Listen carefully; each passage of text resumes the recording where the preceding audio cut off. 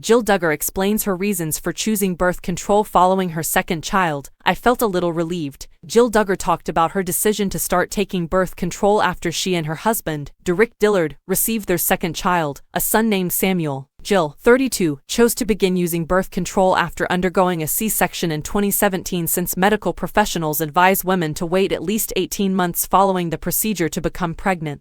The Counting on Alum stated in her new memoir, Counting the Cost, that she and Rick, 33, thought it was the best choice, but she acknowledged she felt bad about it and kept it a secret from nearly everyone. The idea of not being able to have more devastated me, children, and I felt as though my ability to become pregnant had been taken from me, she writes in the book, which was published on September 12. Dare I say it, but I was also a little relieved. Although the destruction was far greater than the relief, a tiny part of me felt relieved that I wouldn't have to endure an endless number of pregnancies and deliveries. In the book, Jill also described the terrifying delivery experience, and acknowledged that she and Samuel had feared for their lives. Samuel spent 9 days in the NICU after doctors found evidence of brain bleeding shortly after he was born, but he appeared to recover completely, and finally he was allowed to return home with his parents. The previous TLC, her parents, Jim Bob and Michelle Duggar, brought her and her siblings up according to the Institute of Basic Life Principles curriculum, which places a strong focus on the value of having children. As a result, she had conflicting feelings about starting birth control. Members of the organization are expected to refrain from preventing pregnancies